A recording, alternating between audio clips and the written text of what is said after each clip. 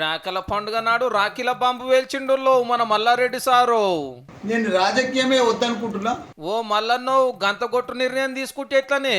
నువ్వు లేని తెలంగాణ రాజకీయం ఊహించుకున్నాడు కష్టమన్నా.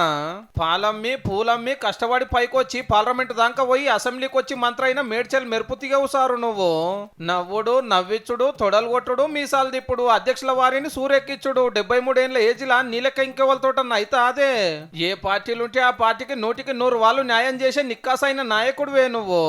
మరి రాజకీయాలు ఇడిచిపెట్టి మళ్ళీ ఏం దందా చేద్దాం అనుకుంటున్నావు సారు?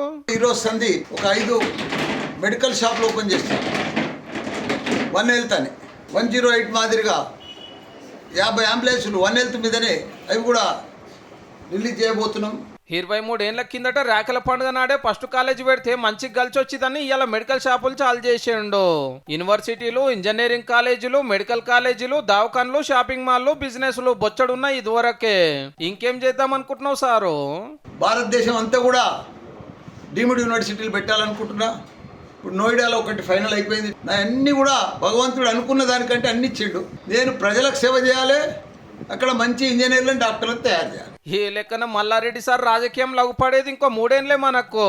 అభిమానులను నారాజ్ చేయకుండా మీ పర్ఫార్మెన్స్ అంతా ఫుల్ లెవెల్లో చూపిస్తారు మరి.